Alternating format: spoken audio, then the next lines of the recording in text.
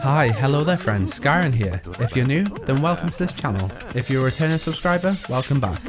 This week, we're looking at another 10 times The Sims fans went too far, part 5. Again, a little disclaimer, I'm pretty sure some of these have had mods attached to them, because some of these things just aren't possible normally. Anyway, let's get to it.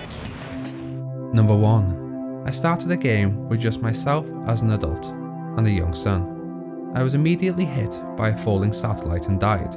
I then had to watch as my boy slowly snacked his way through the money I left before starving to death. Number 2. I made a sim of a guy I had a crush on who rejected me pretty harshly when I tried to ask him to homecoming. Made him a beautiful woman. Made him fall in love. Made them have children. Made him overeat. Made him fight with his kids until they hated him, and made him fight with his wife until she hated him too and divorced him. I then took everything in the house that provided any fun value, took away the doors so he couldn't get out and get anything. I just watched him sit on the couch and cry. I felt better about the situation. Number 3. I once made a house so terrible my sim wouldn't stop crying. I felt so bad for him, so I set him on fire. Number 4. I summoned a meteor on the burglar after they robbed my house. I kept her tombstone on my lawn as a warning for all the would-be thieves in the neighbourhood. Number 5.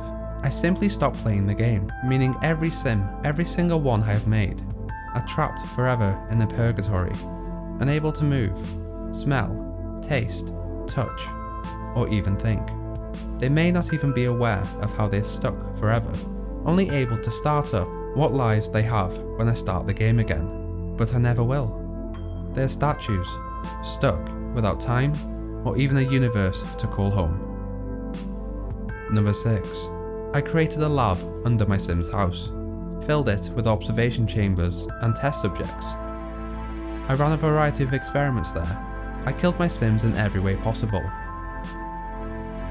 I ran an experiment with this super loving couple's emotions, had them watch their partners fall in love with someone else, and eventually have sex in front of them. Then I killed the person they were cheating with, leaving just the original couple. They fucking hated each other. I also ran a torture room to see if it had any effect on productivity with learning skills and money making. The subject was put in a chamber with a treadmill and forced to run as much as possible. A downtime of 4 hours each day was given for learning, painting, and 2 hours of sleep. I discovered that if you want to be sadistic and still get good results, you have to torture them in intervals. So a day of treadmill, then a day of learning and painting. Number 7.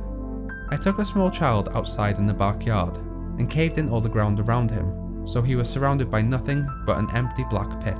He didn't have room to do anything but stand there. He became desperate for social interaction long before the starvation set in, because nobody would talk or interact with him.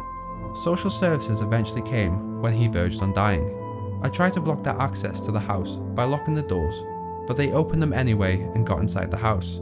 I removed the doors in every exit, but they walked straight through the walls. Social services then used their voodoo witch magic to teleport the child out of the hole in the backyard, and walk the child through the walls of the house, back to the car, and drove away. Number 8. I have the saddest Sim story. My best friend was really into Sims growing up, and worked hard on making a family. There was a husband, pregnant wife, and 2 children. One day, the husband went to work like he always did, but somehow got stuck in a wall. He could walk in place and spin around, but he couldn't leave the wall. My friend and I tried everything to get him out, but nothing worked. Eventually, the wife went into labour and had their child. He didn't get to spend time with his family, and the wife became sad. The family all eventually grew older, but the husband just stayed the same age, stuck inside of the wall. Such a tragic ending. Number 9. Okay, so when I was a kid, I had a lot of ideas for my next sim, but I didn't know which one I wanted to play as, so I decided to do a little competition. A death competition. I made my 8 sims have them ugly orange jumpsuits, as they were my prisoners, and put them into my death camp. There were 4 events in total, and whoever survived would be the sim I played as. The first event was fire. I would trap Sims in an individual hallway filled with wooden furniture and a fireplace. The furniture would catch on fire, and eventually would burn the Sim. Of course, sometimes the fire went out, sometimes the Sim didn't catch fire, or sometimes it never started to begin with, so it was all random. I added windows so they could watch each other burn. When 2 Sims died, I moved over to the next one. The next event was a classic swimming pool with no ladder. Since it was Sims 3, I had to build walls to make sure they didn't escape. Again, when 2 Sims died, I moved into the next challenge, the Jelly Bean Challenge. In The Sims 3, there were these jelly beans that caused wacky events to happen to your Sim with a very slim chance of dying. So I would force feed my Sims these jelly beans, until one finally croaked, and then we went to the semi-finals. The semi-finals were what I called the deadly race. I had each Sim run to a specific location all at once, and would toggle between walking and running at random. Whoever came in last, I killed. Finally, there were the finals. The tired Sims were greeted by a wonderful house with amazing beds, showers, entertainment, pretty much everything except for a fridge. They would live a good life for a couple of days until one submerged to starvation. The winner became a Sim that I played as. In this case, a teenage girl. She went on to have a good life, have kids, became a star athlete, and peacefully died of old age. She ended up becoming the founder of one of my most played family. I played them for years and often forgot that it all started with this girl outlasting 7 other people in a cruel, cruel death game. Number 10. Every time someone visited my house, I would trap them in a glass box and leave them in there to die. Okay, so that was another 10 times the Sims fans went too far. What is the worst thing you have ever done to a Sim?